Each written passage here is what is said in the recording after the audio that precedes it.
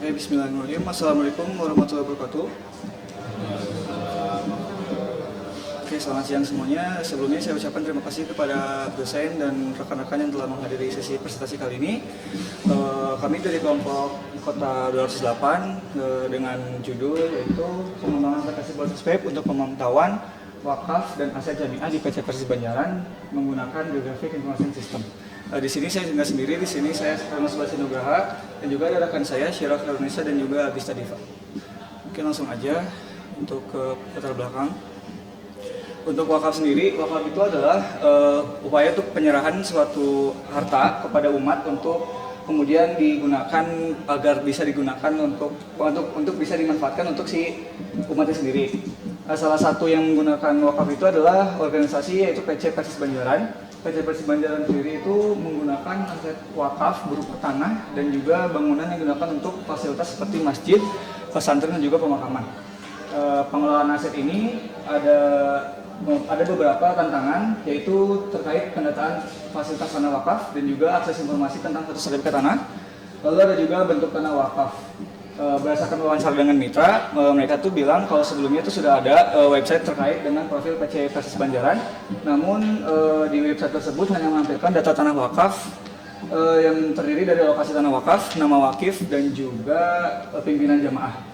Dari aplikasi tersebut itu hanya berfungsi sebagai media untuk pencatatan status, sebagai media untuk menampilkan informasi lokasi wakaf saja, tanpa adanya mendukung pencatatan status sertifikat tanah, bentuk visualisasi tanah, bentuk fisik tanah atau bangunan dan juga lokasi geografis. Selain itu, aplikasi yang sebelumnya juga itu digabungkan dengan fitur keanggotaan. Oke, jadi hal ini membuat belum adanya fitur-fitur yang mendukung dari pengelolaan tanah wakaf dan juga aset jamiah. Kemudian dampak dari kekurangan aplikasi tersebut yaitu si aplikasi itu terutama di tingkat organisasi anggotanya itu belum tahu kalau misalkan secara detail di mana lokasi dan juga info-info lebih lengkap terkait tanah wakaf tersebut. Dan juga di atas ketidaklengkapan aplikasi lama yaitu kurangnya informasi yang jelas mengenai status sertifikat tanah, sehingga para anggota ataupun pengurus tidak mengetahui secara pasti apakah tanah tersebut status sertifikatnya sudah milik lembaga atau masih perorangan, sehingga di kemudian hari ada kemungkinan terjadi sengketa tanah. Untuk rumusan masalah sendiri, yang pertama itu data tanah wakaf yang belum divisualisasikan dalam bentuk peta interaktif menyebabkan keterbatasan dalam mengetahui bentuk lokasi, peruntukan tanah secara jelas. Oleh karena itu diperlukan fitur peta berbasis GIS yang dapat menampilkan lokasi tanah wakaf secara visual. Selain itu juga fitur ini juga dapat mendapatkan koordinat dari si tanah wakaf tersebut. Lalu untuk rumusan masalah yang kedua,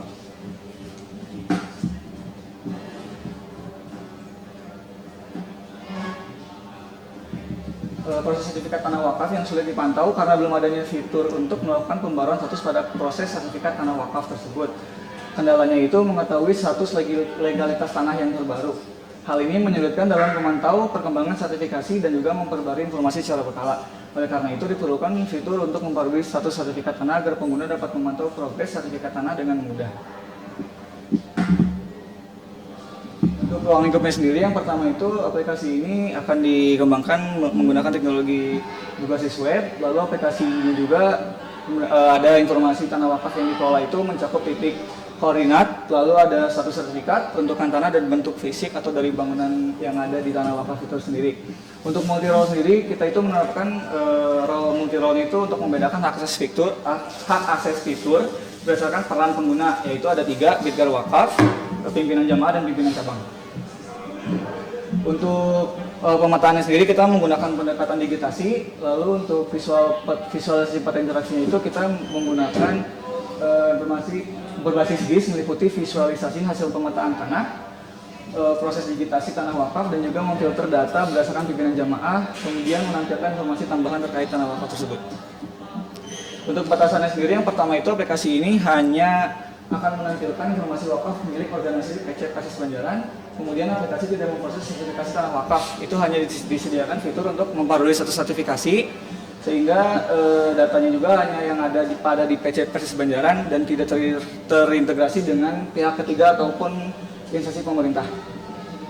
Untuk yang ketiga itu fitur pemetaan interaktif berbasis di sini hanya mencakup visualisasi lokasi tanah wakaf tanpa ada analisis spasial yang kompleks. Lalu pengguna yang dapat menggunakan adalah pengguna yang dapat melakukan perubahan yaitu hanya Bitgar wakaf dan juga pimpinan jamaah. Kemudian yang terakhir itu aplikasi tidak mencakup catatan laporan, hanya informasi yang disediakan itu hanya dalam bentuk digital. Selanjutnya bab kedua akan dijelaskan oleh Abis Diva.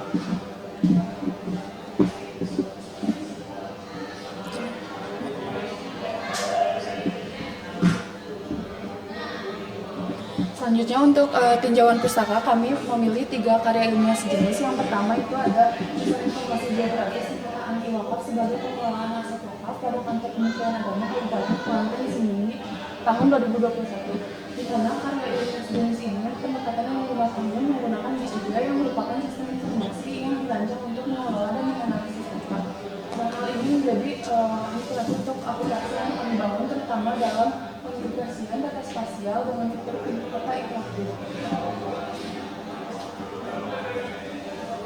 Yang kedua itu ada pemetaan tanah wakaf menggunakan sistem informasi geografis di Kecamatan Markas Bitung tahun 2021. Karya sejenis selanjutnya ini dirancang menggunakan Flat.js untuk peta interaktif dan GeoJSON untuk menggambarkan batas-batas wilayah desa.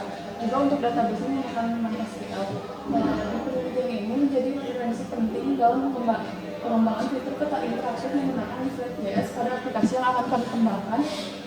Namun untuk penelitian ini menggunakan GeoJSON untuk kami sendiri menggunakan USDS untuk mengambil layanan petanya. Selanjutnya pada sistem informasi geografis pemetaan tanah wakaf di Kecamatan Pamekasan berbasis Webkit tahun 2023. Pada karya sejenis ini terdapat beberapa kelebihan aplikasi meliputi teknologi modern seperti GeoJSON juga dan Flat.js yang mana nantinya menampilkan data penting seperti luas tanah, lokasi, nama wakaf dan tanggal akhirnya. Namun di aplikasi ini memiliki beberapa kekurangan, diantaranya hanya memiliki satu jenis pengguna dan tidak ada fitur pengelolaan lanjutan. Nah, jadi kami di aplikasi kami ini akan membuat pembagian data yang lebih dinamis. Selanjutnya itu ada satu lagi, kami itu sistem informasi geografis. Pada karya ilmiah sejenis pertama yang tadi yang ditulis oleh Julian Oka, dijelaskan bahwa sistem informasi geografis adalah sistem komputer yang memiliki kemampuan untuk membangun, menyimpan, mengelola, dan menampilkan informasi berreferensi geografis, misalnya data yang diidentifikasikan menurut lokasinya dalam sebuah database. Nah, pada konteks pengelolaan tanah wakaf, SIG dapat digunakan untuk memetakan lokasi, menggambarkan batas-batas tanah, serta menyimpan data atribut terkait seperti kategori penggunaannya dan rincian fasilitasnya. Yang kedua itu ada sistem koordinat geografis. Pada satu makalah yang ditulis oleh mahasiswa Universitas Negeri Medan tahun 2012 yang berjudul Koordinat Geografi, dijelaskan bahwa garis lintang latitud yaitu garis horizontal yang mengukur sudut antara suatu titik dengan garis khatulistiwa, sedangkan garis bujur atau longitude yaitu garis vertikal yang mengukur sudut antara suatu titik dengan titik nol di bumi. Dan dalam aplikasi yang sedang kami bangun, nilai latitud dan longitude digunakan dalam menentukan titik lokasi tanah wakaf yang ada pada suatu peta. Yang ketiga itu ada digitasi. Dalam jurnal ilmiah yang ditulis oleh Popular Raspuspita tahun 2024 menjelaskan bahwa digitasi peta merupakan proses mengubah data raster ke dalam bentuk data vektor seperti poligon sesuai dengan pengelompokan yang dibuat berdasarkan objek yang sama. Hal ini membantu visualisasi dan menghubungkan titik-titik koordinat yang ditentukan oleh pengguna langsung pada peta. Yang terakhir itu ada SDLC Incremental. Model Incremental menurut Presman 2001 merupakan gabungan dari model linear sekuensial yang diterapkan secara berulang dengan filosofi iteratif dari prototyping, di mana urutan proses linear dilakukan secara bertahap sesuai dengan waktunya. Selanjutnya itu ada teknologi. Yang pertama itu ada untuk database-nya sendiri menggunakan PostgreSQL dan PostGIS. PostGIS ini merupakan ekstensi dari PostgreSQL. Nah, yang kedua itu framework-nya yaitu Laravel. Yang ketiga ada untuk front-end-nya menggunakan JavaScript, Node.js dan React.js. Dan yang kelima itu ada USJS. USJS ini merupakan layanan yang disediakan oleh layanan peta yang disediakan oleh pemerintah Amerika Serikat. Selanjutnya untuk metodologi pelaksanaan dijelaskan oleh Syirah. Oke, baik, untuk bukti di sini itu tahapan pengembangan perangkat lunak. Proses pengembangan perangkat lunak mengikuti modal software development cycle incremental. Karena modal incremental memberikan pengembangan dilakukan secara bertahap, di mana setiap increment menghasilkan versi aplikasi yang dapat diuji dan dioptimalkan sebelum melanjutkan ke tahap berikutnya. Model ini memberikan fleksibilitas untuk menyesuaikan aplikasi sesuai dengan kebutuhan pengguna secara berkelanjutan.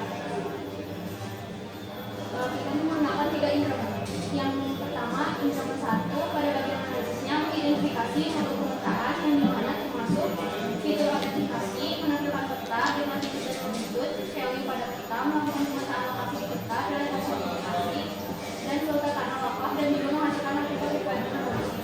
Untuk desainnya, membuat rancangan software desain termasuk interface untuk modul pemetaan dan membuat model datanya. Untuk kode, mengembangkan modul pemetaan dengan menggunakan Laravel sebagai backend dan GUI sebagai frontend. Untuk tes, pengujian fungsional pada modul pemetaan. Untuk keluaran dari analisis dan desain itu yaitu draft modul SRS dan SDD pada modul pemetaan, lalu prototype design pada modul pemetaan. Untuk kode sendiri itu keluarannya yaitu fitur-fitur yang ada pada modul pemetaan. Untuk tes yaitu hasil dokumentasi, test case, dan hasil uji coba modul pemetaan. Yang kedua itu pada bagian analisisnya mengidentifikasi modul aset yang dimana termasuk fitur pilih fasilitas, input detail fasilitas, upload PDF, upload gambar 360 derajat, update detail fasilitas, delete detail fasilitas, dan juga menghasilkan artefak requirement analysis. Untuk bagian desainnya membuat rancangan software desain termasuk interface untuk modul aset dan membuat model datanya. Untuk kode mengembangkan modul aset dengan menggunakan Laravel sebagai backend dan React.js sebagai frontend. Lalu untuk tes pengujian fungsional pada modul aset. Untuk keluaran dari analisis dan desain itu draft modul SRS pada modul aset dan draft SDD pada modul aset, lalu prototype design untuk modul aset. Untuk kode itu keluarannya yaitu fitur-fitur yang ada pada modul aset. Lalu tes untuk modul ini yaitu hasil dokumentasi dari modul aset.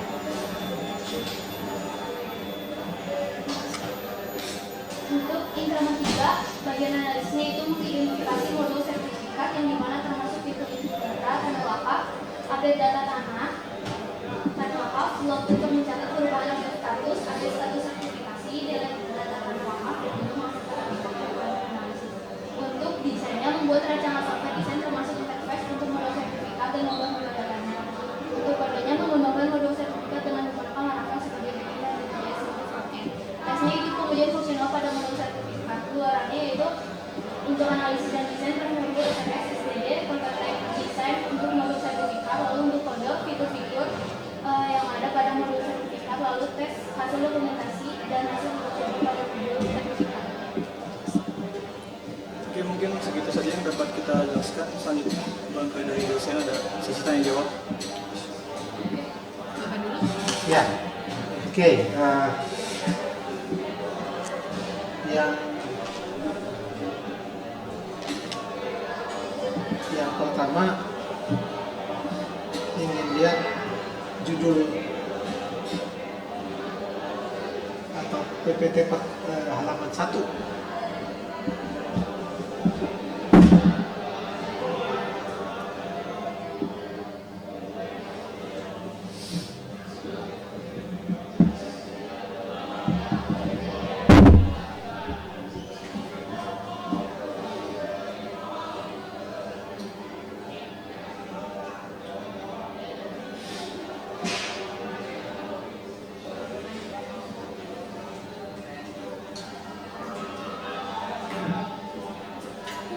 Nah,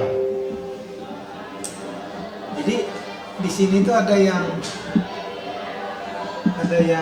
posisinya itu strategis ya. Jadi pokoknya membuat aplikasi, ya. Untuk apa? Untuk memantau, itu kan ya? Memantau apa? Wakaf. Pakai apa? JS. Berarti yang penting JS kan ya? Karena itulah alat, kan tadi ya, buat aplikasi untuk memantau apa, wakaf, caranya gimana menggunakan. Jadi betul seperti itu. Yang memantau siapa sekarang? Yang memantaunya itu dari kitanya sendiri sih Pak. Dari bidra wakafnya itu Pak. Dari role? Ya dari pengurus dari IPC Persis Panjaran gitu. Oh, yang 3 tadi? Ya. Pimpinan cabang? Pimpinan cabang, pimpinan jamiah sama bidra wakaf. Gitu. Memantau? Ya. Tapi menggunakan JS?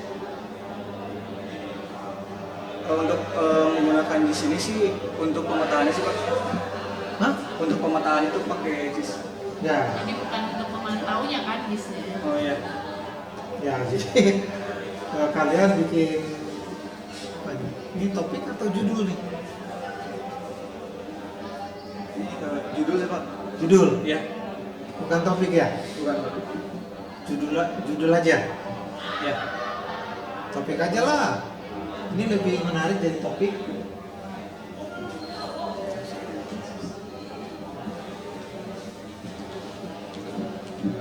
Oke, jadi ada yang perlu dipastikan gini. Kalau memang mau memantau, berarti ingin menunggu sesuatu terjadi. Dan sesuatu itu harus ditindaklanjuti, biasanya gitu kan? Apa biasa yang contoh yang dipantau, pernah tahu nggak? Pernah memikirkan nggak? Pernah diceritakan nggak sama? Yang umum aja dulu kalau perlu. Mungkin Memantau kayak- apa? Kayak mandor gitu Pak. Hah? Kayak mandor proyek-proyek gitu. Kalau Mandor? mandor ya. Ya Saya kan? tanya memantau apa, kok mandor jawabnya? Ya maksudnya memantau proyek pembangunan gitu. Memantau proyek. Ya. Berarti dia melihat sesuatu kan? Ya. Apa yang dilihat? Progres ya, pembangunan. Hah? Dari progres pembangunannya. Hasil ya? Iya. Hasil. Mungkin prestasi, Oh. mungkin juga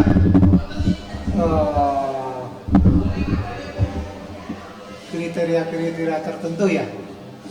Nah, tetapi di sana yang paling fundamental adalah ada sesuatu atau keadaan yang diinginkan harus seperti itu, dan kalau tidak seperti itu dilakukan koreksi. Gitu kan biasanya kalau memantau. Atau ada sesuatu begitu yang dipantau terdeteksi, melakukan tindakan lain. Memantau cuaca misalkan ya. Ya. Nah di sini yang jadi pertanyaan, yang menjadi yang seirama dengan itu apa? Kenapa wakaf perlu dipantau? Gitu misalnya. Sebelumnya itu kita tuh untuk pemantauan sendiri itu untuk ini sih Pak yang satu sertifikatnya. Lalu juga sebelumnya itu udah diskusi juga untuk judul sendiri itu kemarin setelah diskusi itu lebih cocoknya untuk pemantauan katanya Pak. Iya condong, tapi yang kesehatannya kan pengapanya. Untuk satu sertifikasinya sih Pak karena kita tuh kan input untuk pemetaan, bukan pemetaan, ya karena lebih ke satu Ya kalau sertifikasi. gitu gini aja, catat aja ya. Kalau dinamikanya nggak ada nggak usah dipantau. Dinamika tuh maksudnya seperti apa Pak? Ya ganti-ganti, pindah, Oh. berubah, jalan-jalan, pergi, balik lagi. Begitu diperlukan, lagi pergi kan bisa berdampak lain, maka perlu dipantau. Sehingga ini sertifikatnya ada nggak? Oh nggak, lagi nggak ada, oh, nggak jadi, gitu kan?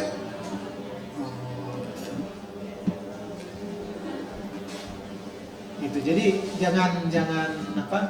jangan asal gitu ya. Jadi selaraskan dengan maksud dan tujuannya. gitu kan ya. Jadi jangan-jangan sebenarnya kalian membuat sistem informasi ya yang bisa memelihara data dan informasi dari aset. Iya. Jangan gitu ya. Nanti cara melihatnya jadi berbeda juga, atau memastikan fitur yang harus tersedia jadi berbeda juga. Perlu bis atau enggak juga. Itu kan ya. Nah, jadi ada sesuatu yang harus dipastikan relevan. Kalau asumsi saya benar, maka asumsi pemahaman saya yang kemarin itu benar, maka ini pasti topik ini memang sudah layak jadi topik TA gitu ya. Nah, mungkin sekarang yang perlu dipastikan adalah dari sisi misalkan tentang wakaf tadi, properti apa yang memang harus diketahui Dari tanah wakaf tersebut. Biasa ada banyak buat fasilitas dari tanah wakaf tersebut tuh biasanya ada pesantren, masjid, sama tanah pemakaman dan lain-lain lah Iya. pokoknya. Nah, properti apa yang pengen tahu, yang perlu tahu? Kepemilikannya sih Pak. Siapa pemiliknya? Ya itu apa tadi? Persis penjara. Lebih ke Mungkin ini Pak, untuk properti kenapa harus melakukan pemetaan itu lebih ke karena sebelumnya itu melakukan perhitungan dan ingin tahu batas tanah dan lokasi tanah itu masih manual, perlu effort, harus datang ke sana. Nah, terus dari si mitra itu sendiri pengen menggunakan peta, jadi sehingga tahu kalau di peta itu tanah itu di bagian mana gitu Pak, dan bangunan itu yang mana. Ini ada yang salah ini cara berpikirnya kalau ya. Kalau saya pengen tahu batas tanah dan lain sebagainya, setelah saya lakukan investigasi lalu saya catat, kan udah selesai.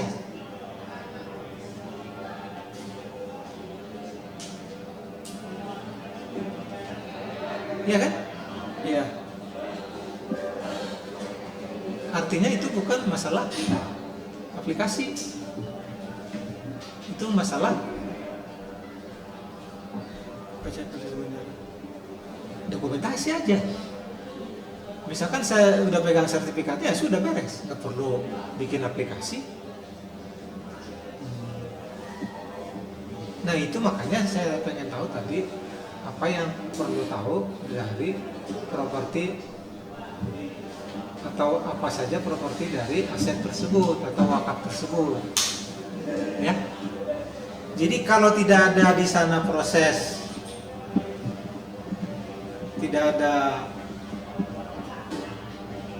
penambahan data, tidak ada penggantian, tidak ada penelusuran misalkan ini dulu asalnya dari mana, ya nggak perlu di repot-repot. Oh ya, maaf Pak, salah ngerti ya, ada kayak gitu kayak jadi si wakifnya siapa, si yang memberi tanahnya siapa, terus juga nanti di wakaf itu untuk fungsinya sebagai apa, lalu fasilitasnya benar-benar dipergunakan seperti itu atau tidak gitu.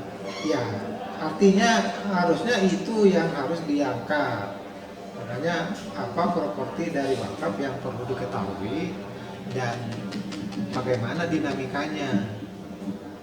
Jadi kalau misalkan memang perlu ini dulu asalnya dari mana, atau wakaf ini perlu tahu sudah punya sertifikat apa belum, atau ini hanya model C berapa? Tahu tanah dengan surat model C? Enggak tahu. Model G tahu? Enggak tahu Pak. Nah, yang gitu-gitu. G itu girik, model C itu kapling. Nah, terus mungkin ada proses, ada yang dibagi, dikonversi dan seterusnya, dipinjamkan dan seterusnya. Nah kalau udah seperti itu, ya berarti rumit, perlu catatan-catatan, mungkin perlu laporan dan seterusnya. Nah kalau itu juga kemudian perlu lokasinya di mana, ya pertimbangannya apakah fotonya yang ditayangkan atau mungkin ada tadi yang selevel GIS. Itu yang harus diungkap ya. Satu. Yang kedua, satu itu presenter satu berarti ya. Yang presenter dua tadi ini apa ya? Karya animasi jenis ada 3 ya. 3 ya. Nah menurut sekilas yang bisa saya tangkap, ya semua tentang wakaf. Jadi dengan kata lain sudah mirip-mirip. Nah kalau sudah mirip-mirip, ya kenapa banyak-banyak? Mungkin lebih ke membandingkan aja sih Kak, membandingkan kita itu sama apa sih yang sebetulnya nantinya dibutuhkan gitu. Makanya di sini pertanyaan saya adalah sebenarnya apa yang mau diambil dari tiga-tiganya itu yang penting. Nah, itu pertanyaannya. Apa yang diambil? Kopi, modifikasi, atau pokoknya yang ada di situ tidak akan saya tiru. Dipastikan berbeda karena dia jelek misalkan. Bisa kan? Jadi kita belajar dari kesalahan orang. Jadi apa yang diambil dari 3 itu? Lebih ke ngambil kekurangannya sih Pak, mungkin untuk sebagai perbandingan kalau yang ini kurangnya ini, yang ini kurangnya ini, jadi kita Ya itu apa namanya, umum yang sudah di ini aja persisnya apa.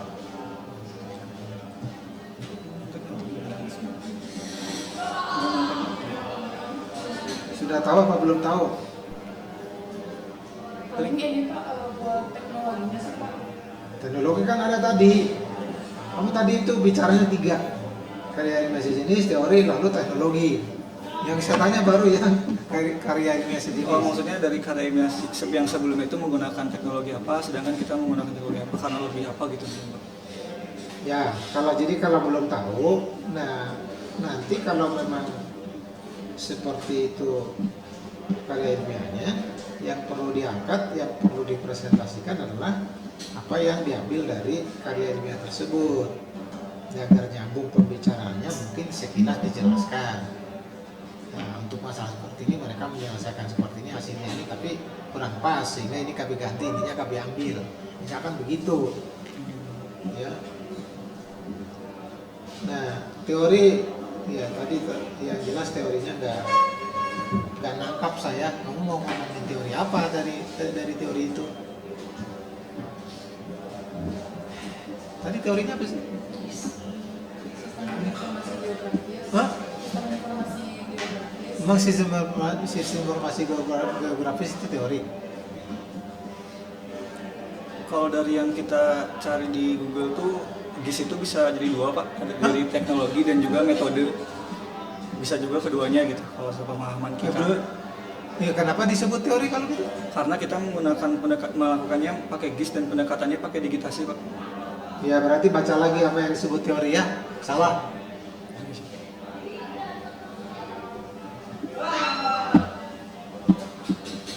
Pernah tahu teori? Di mana pertama kali dengar kata-kata teori? SMP. SMP? Iya. Ya SMP ada. Teori apa? Itu rumus ya. Teori. Kalau Newton 1 gitu Pak. Teori Newton 1? Iya, itu teori bukan atau rumus ya. Oh pernyataan. Hukum itu mah? Oh iya itu hukum. Hukum Newton 1 tentang apa itu? Jadi ujian fisika. Ya ya. Jadi teori menjelaskan hukum ya. Iya.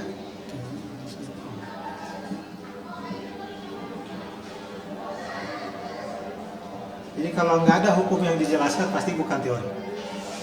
Simpel aja mikirnya. Bukan mikir, ngingatnya. Nah, terus tadi ada teknologi, tapi ada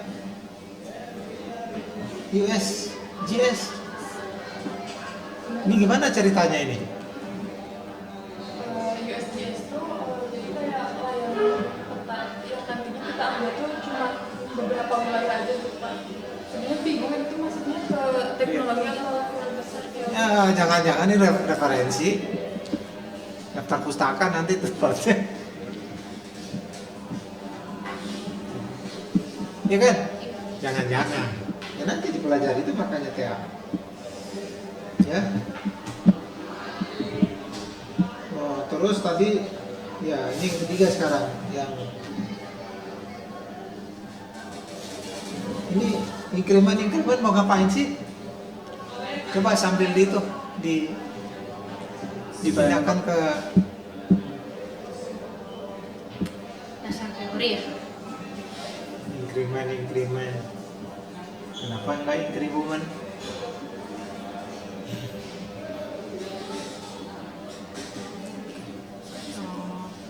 Gitu. Ini ngapain ini uang increment ini? Metodologi pengembangan aplikasi. Pakai increment. Iya,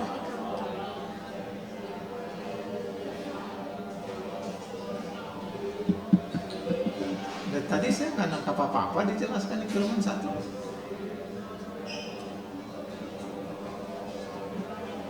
Ini tentang wakaf apa tadi? Banjaran?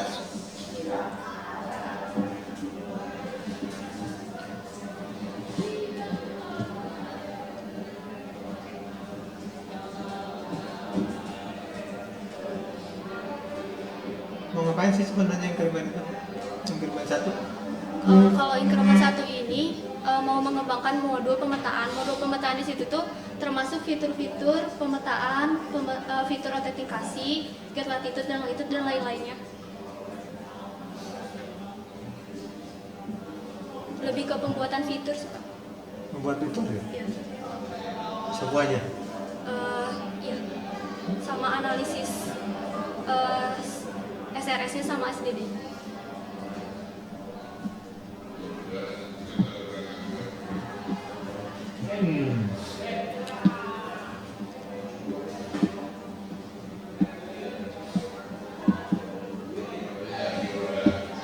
Nggak tahu apa saya lupa gitu ya.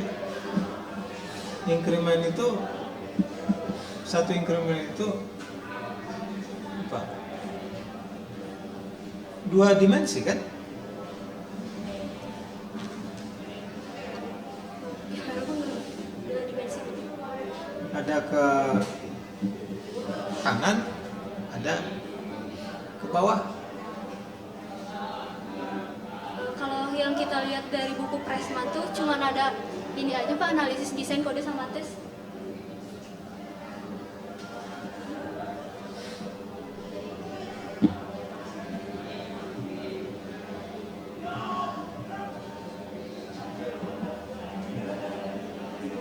Ya, jadi mungkin ya benar, tapi perlu dipastikan sebenarnya kalau bicara increment itu apa namanya ya?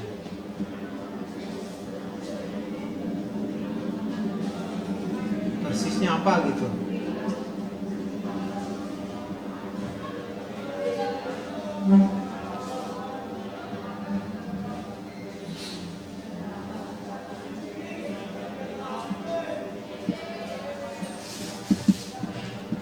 Tadi sebenarnya saya hanya di level apa? Pas desain gitu. Udah desain tapi buat model data. Mungkin maksudnya Aneh aja. rancangan kayak ERD-nya Pak, model data. rancangan ERD? ERD sama kayak yang physical data model, dulu konseptual data model. Ya nggak tahu lah. Tapi yang pasti nggak apa namanya. Saya nggak tahu persis harus apa yang diekspresikan kalau disebut satu increment. Jangan-jangan memang kita harus kembalikan ke apa? Ke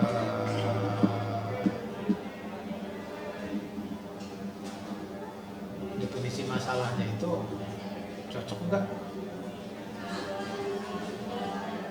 Atau syarat untuk satu increment apa? Dan seterusnya gitu ya.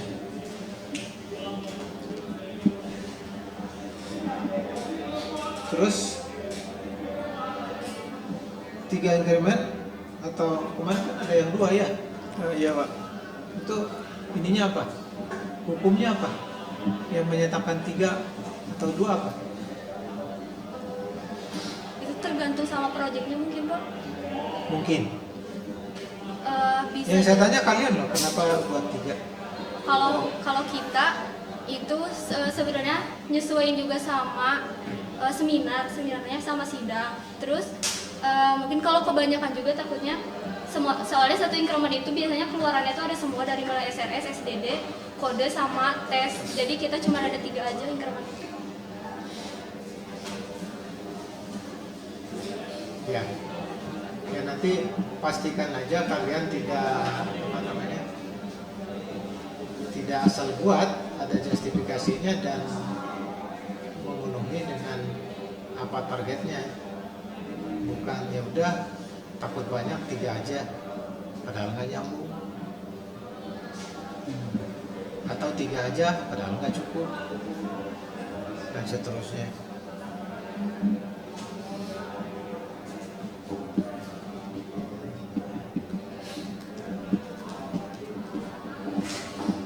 Terakhir, kalian tuh sebenarnya tahu nggak persisnya apa yang dimaksud dengan aset? Untuk aset itu sendiri tuh aset dari tanah wakafnya mau dijadiin apa, sama pencatatannya itu kayak misalnya dari tanah wakaf ini tuh nanti bakal dijadiin fasilitasnya tuh semisal jadi pesantren. Nanti tuh aset-asetnya tuh yang ada di pesantren itu apa aja ditulisin di situ. Kalau Enggak, itu bukan aset. Kamu mau menceritakan harta. Aset itu terminologi apa? Kepemilikan Pak. Hah? Kepemilikan. Ya memang, tapi orang memiliki sesuatu belum tentu aset.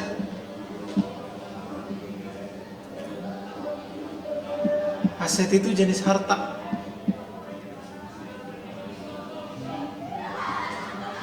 Tahu, pernah dengar istilah liabilitas? Belum Pak. Nah itu temannya aset. Jadi oleh karena itu perlu ada definisinya supaya tidak salah paham. Aset itu sebenarnya terminologi keuangan atau akuntansi lah. Ya. Aset adalah suatu milik yang menghasilkan.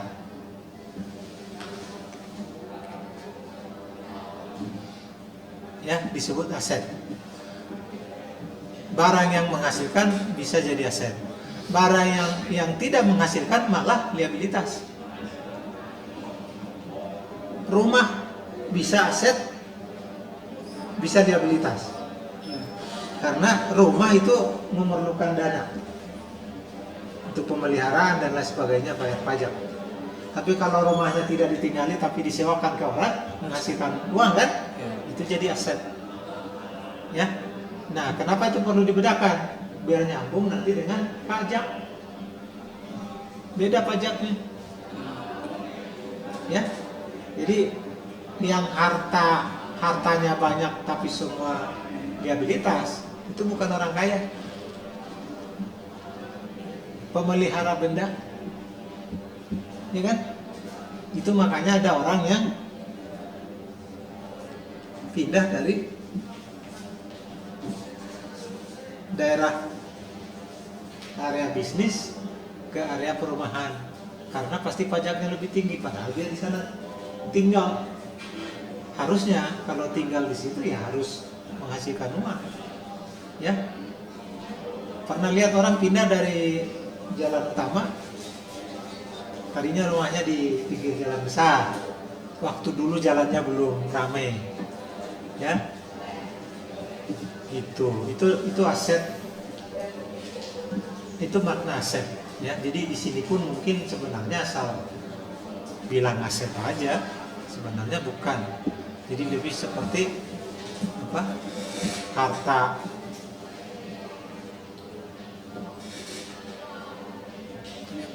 Apa tadi namanya? Dia Bunikal.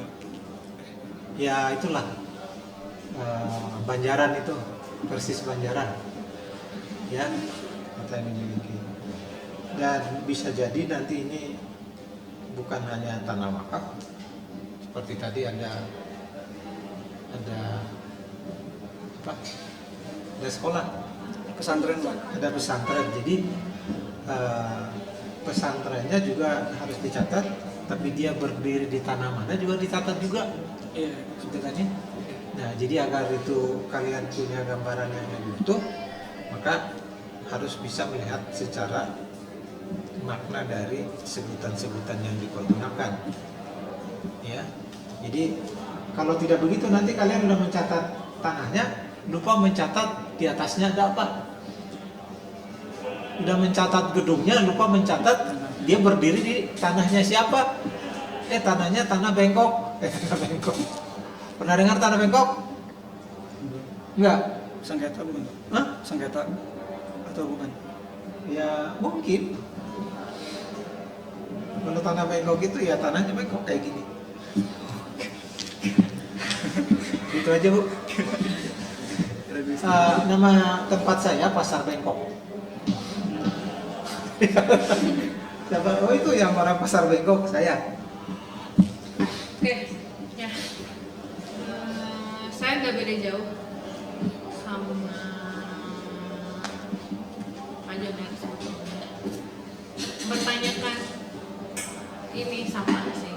Kenapa harus dibikinkan bis? Sebetulnya itu sih lingkup pertanyaannya itu. Tapi kita coba tanya lebih detail supaya kalian juga tergambar apa yang seharusnya ada di latar belakang, apa yang seharusnya ada di tuliskan lah ya di laporan atau di proposal kalian.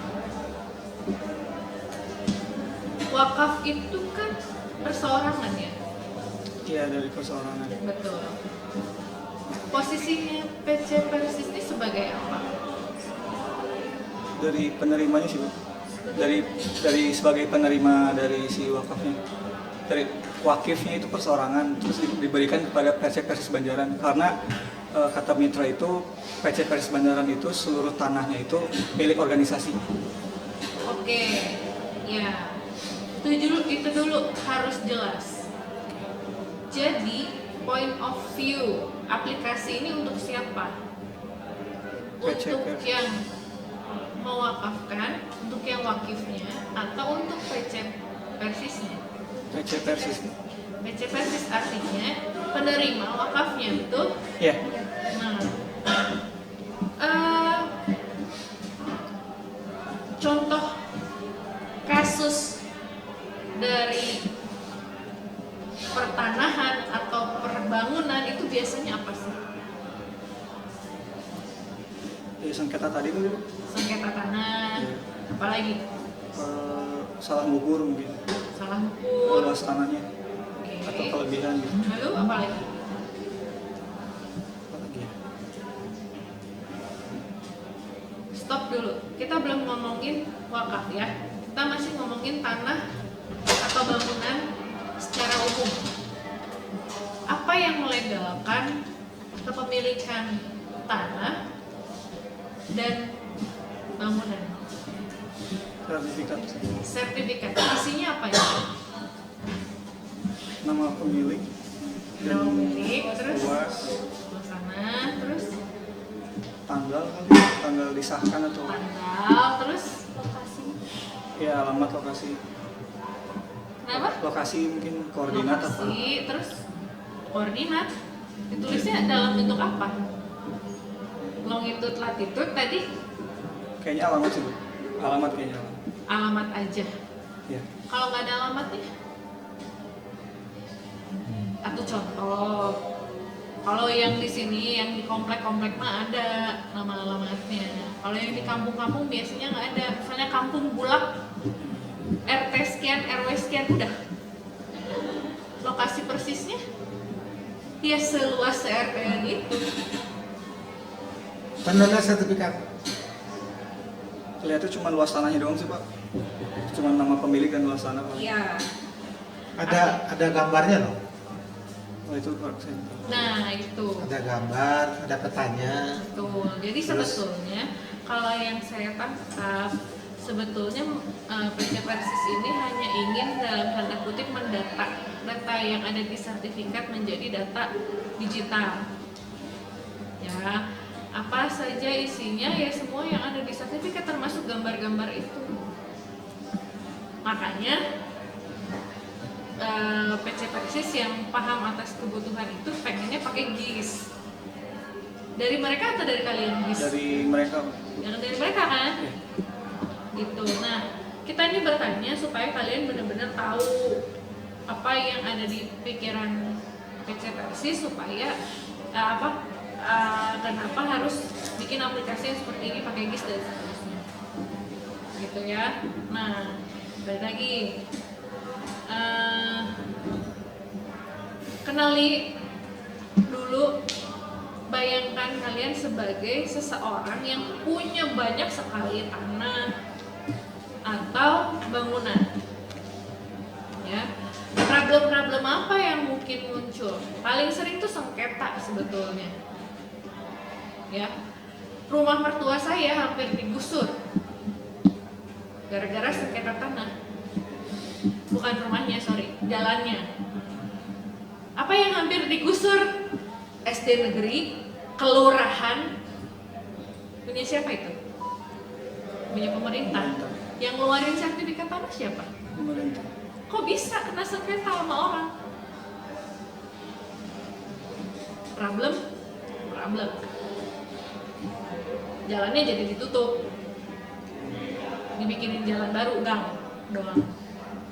Padahal tadinya jalan yang cukup 2 mobil lah seenggaknya, karena sengketa tanah gitu. Kebutuhannya persis itu ada kelurahan dan ada puskesmas dan ada SD negeri punya lembaga ya, kita ngomongin yang punya lembaga gitu. Terus tiba-tiba ada orang yang ngaku-ngaku ahli waris dari pemilik tanah bla bla bla bla bla bla sehingga itu kan masalah. Nah, apakah sebelumnya PC Persis pernah mengalami hal-hal yang seperti itu di kehidupannya, di permasalahan kehidupan nyatanya, selain permasalahan IT-nya? Nah itu diungkap, ada masalah seperti itu sehingga membutuhkan aplikasi yang seperti ini untuk bisa menangani hal-hal tersebut, misalnya gitu. Tidak ada kepemilikan ganda dan seterusnya, semua terdata di PC Persisnya. Misalnya, kalau tadi kan kalian cuma nyebutin buat memantau apa pembangunannya, misalnya gitu. Ada sih update legalitas tadi itu. Update legalitas, ya bisa. Maksudnya, tapi kan permasalahannya apa sehingga dibikinkan aplikasi ini? Kalau tadi memantau pembangunan mah kayaknya nggak ada kaitannya. Apa yang bisa GIS lakukan untuk memantau pembangunan? Nggak ada. Cuman bisa mantau, oh ini lokasinya di sini, oke kita berangkat, lokasinya di situ kelihatan gitu. Misalnya, ya Google Maps sudah cukup kalau misalnya masalahnya itu mah. Kita pin aja di Google Maps, itu titiknya di situ. Lihat sertifikatnya, datanya begini udah, gitu ya. Nah, apa yang ya urgensinya aja sih kenapa harus dibikinkan digital semua gitu. Dan apakah dengan dibikinkan digital ini menyelesaikan permasalahan-permasalahan yang diangkat ya gitu. Terus udah gitu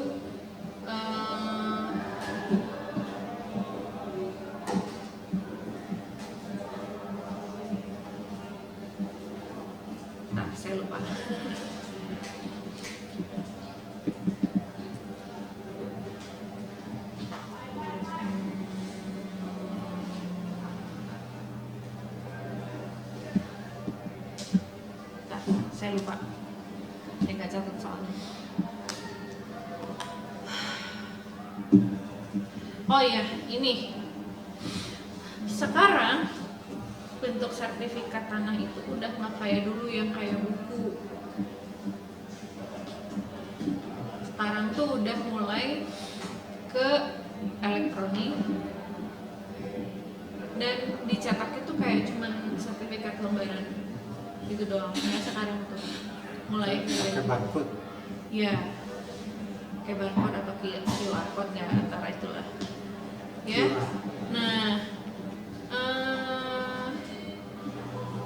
ada yang menarik di sini gitu, ketika satu lembaga yang resmi untuk mengeluarkan sertifikat tanah gitu ya, atau sertifikat bangunan, kemudian sudah menerapkan sertifikat elektronik gitu, apa yang menjadi perbedaan dengan yang punyanya kalian? Apakah ada keterkaitannya nantinya gitu kan? Kalau kita cuma input data, bebas aja, saya input datanya, saya bikin sertifikat palsu, fisiknya saya kasih ke Persis Banjaran input data tanpa ada validasi dengan data yang sebenarnya gitu. Nah, apakah nantinya ada kaitannya dengan data yang dimiliki sama badan tertentu misalnya untuk ngecek atau gimana? Sebetulnya ada, bahkan di beberapa website dan aplikasi tuh memang bisa ngecek gitu. Kita tinggal masukkan wilayah kewilayahan yang mengeluarkan sertifikatnya yang mana, kemudian masukkan nomor sertifikatnya, bisa dicek punya siapa, luasnya berapa, sudah dibayar belum pajaknya, dan seterusnya. Itu ada buat ngecek itu. Nah, apakah kalian ada kaitannya dengan itu atau tidak? Apalagi ada unsur legalitas tadi ya, mengecek legalitasnya, mengupdate legalitasnya, dan seterusnya. Kemudian hukum-hukum di negara ini apa sih terkait dengan tanah wakaf? Apakah ada pajaknya atau tidak? Kalau ada pajaknya, apakah kita bisa cek udah bayar pajaknya atau belum? Kalau misalnya wakaf nggak ada ya, Pak? Wakaf ada pajaknya nggak? Saya nggak tahu.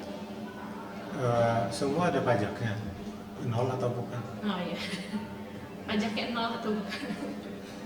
Ya, nah kenapa penting? Karena ketika akan ada dilakukan serah terima, baik itu dari proses jual beli, dari apa, itu pasti ada yang namanya pengecekan dulu ya. Di notaris tuh pasti dicek ini pajaknya berapa dan seterusnya. Jadi silakan, apakah nantinya akan ada kaitannya dengan itu atau tidak, karena ada isu legalitas tadi.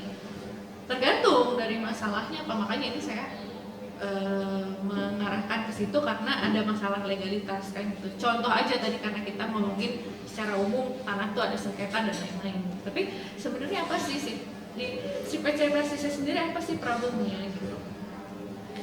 Ya, semua juga sama. Jangan problemnya tuh hanya karena datanya berceceran, perlu digabungkan ke dalam satu data, ibaratnya gitu ya. Ya kayak gitu mah pakai map aja. Kayak orang di kantor-kantor gitu kan, punya beberapa map, ini namanya A sampai Z yang ini, A sampai Z, A sampai B yang ini, C sampai D yang ini mapnya gitu, biar gampangnya. Nah, kalau cuma sekedar nyatuin aja kan kayak gitu bisa. Apa yang menjadi permasalahannya yang harus lo dibikinin aplikasi ini? Permasalahan kehidupannya ya, permasalahan nyatanya gitu, bukan permasalahan dari sisi yang udah ada webnya yang sebelumnya minta ditambahin ini, bukan cuma sekedar itu, supaya apa, requirement-nya nanti juga tepat, fitur-fitur yang diusulkannya juga tepat ya gitu. Sama satu lagi, lembaga wakaf, gimana ya? Untuk mengurus suatu wakaf ya itu membutuhkan legalitas dari wakaf ya, untuk urusan wakafnya ya, legalitas dari Kementerian Agama. Sudah tahu? Sudah tahu belum? Belum. Kementerian Agama yang diwakili oleh, bukan diwakili, yang diurus oleh perwakilan daerah. Biasanya dia di satu kantor yang sama KUA, kantor urusan agama. Bukan cuma nikah doang ya KUA ya, ngurusin yang kayak gitu juga.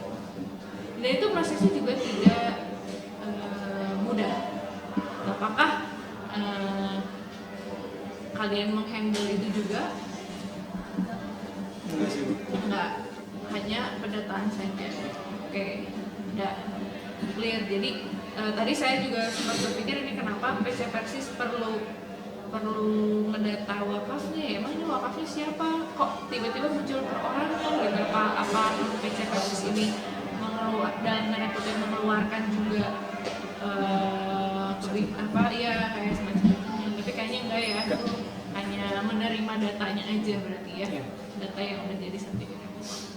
Oke, saya ngobrol lebih luas supaya kalian juga wawasannya lebih luas, memikirkan kemungkinan-kemungkinan yang menjadi masalahnya apa, kemudian dikomunikasikan lagi dengan PC Persisnya sehingga mendapatkan masalah yang lebih spesifik untuk kalian bisa jadikan aplikasi ini menjadi solusi dari permasalahan tersebut. Dari saya gitu aja, udah jam 12 lebih juga, kita ditutup. Terima kasih kepada para hadirin dan kepada dosen atas masukan dan sarannya. Wabillahi taufiq wal hidayah. Wassalamualaikum warahmatullahi wabarakatuh.